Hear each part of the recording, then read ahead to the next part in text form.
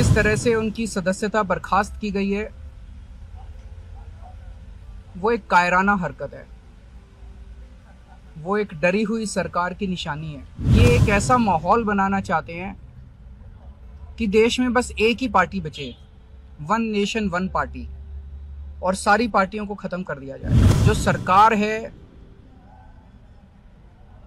प्रधानमंत्री नरेंद्र मोदी जी के नेतृत्व में, इस सरकार का स्वरूप अंग्रेजों की सरकार से भी बहुत ज्यादा खौफनाक और खतरनाक है। ये लड़ाई इस देश को बचाने की लड़ाई है, एक तानाशाह से, एक कम पढ़े लिखे व्यक्ति से, एक अहंकारी व्यक्ति से इस देश को बचाने की लड़ाई। सबको ईडी और सीबीआई और इनकम टैक्स की धमकी देते हैं लोग। ऑटो रिक्शा वाला मुझे कह रहा था, जी मुझे व्हाट्सएप मैसेज भेजने में डर लगता है। मैंने कहा क्यों? कहते हैं शायद गिरफ्तार ना कर लें। राहुल गांधी जी को लोकसभा की सदस्यता से बर्खास्त कर दिया गया है। जिस तरह से उन्हें उस मानहानि केस में फंसाया गया, मैक्सिमम सजा दी गई और 24 घंटे के अंदर उनकी लोकसभा की सदस्यता बर्खास्त कर दी गई, ये हमारे देश के लिए बहुत चिंता का विषय है। हम जुडिशरी का सम्मान करते हैं, लेकिन जो जजमेंट आया हम उसका समर्थन नहीं करते। जिस तरह से उनकी सदस्यता बर्खास्त की गई है वो एक कायराना हरकत है, वो एक डरी हुई सरकार की निशानी है। लेकिन देश के लिए पूरा आजकल देश के अंदर जो चल रहा है वो देश के लिए बहुत खतरनाक है। पूरे देश से ये एक ऐसा माहौल बनाना चाहते हैं कि देश में बस एक ही पार्टी बचे, वन नेशन वन पार्टी, और सारी पार्टियों को खत्म कर दिया जाए। ये एक ऐसा माहौल बनाना चाहते हैं कि एक ही नेता बचे, वन नेशन वन लीडर, बाकी सारे लीडर्स को खत्म कर दिया जाए। इसी को तो तानाशाही कहते हैं, इसी को तो डिक्टेटरशिप कहते हैं।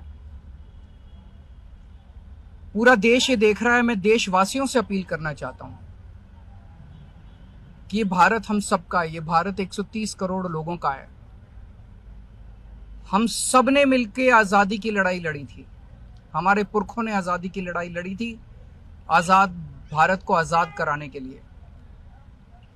लेकिन आज की जो सरकार है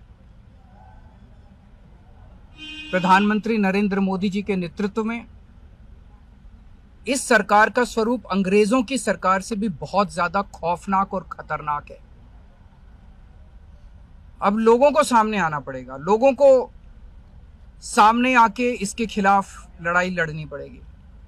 अगर हमने भारत को बचाना है तो 130 करोड़ लोगों को एक साथ इकट्ठे होके इस लड़ाई में शामिल होना पड़ेगा। सरकार किसी की बने, कल को सरकार चाहे इसकी बने चाहे उसकी बने, इस पार्टी की बने उस पार्टी की बने, वो जरूरी नहीं है। लेकिन जिस तरह से जनतंत्र के ऊपर हमला किया जा रहा है वो सही नहीं है। अगर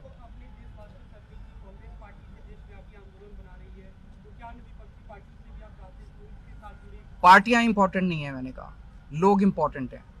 अभी अभी मैंने संसद के अंदर, विधानसभा के अंदर एक एग्जांपल दिया। एक ऑटो रिक्शा वाला मिला, ऑटो रिक्शा वाला मुझे कह रहा था, जी मुझे व्हाट्सएप मैसेज भेजने में डर लगता है। मैंने कहा क्यों?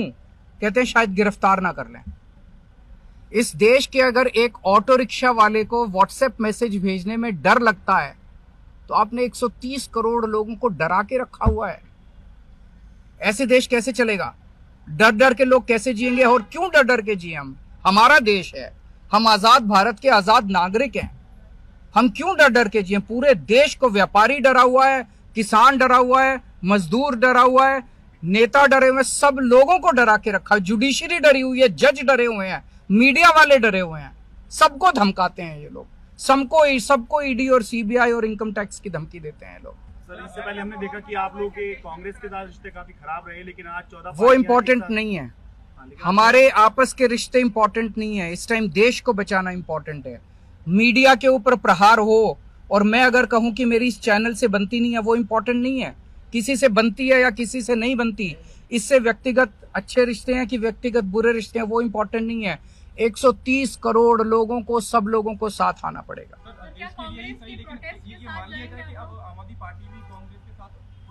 सारे लोगों को साथ आना पड़ेगा। ये लड़ाई राहुल गांधी की लड़ाई नहीं है, ये लड़ाई कांग्रेस की लड़ाई नहीं है, ये लड़ाई इस देश को बचाने की लड़ाई है।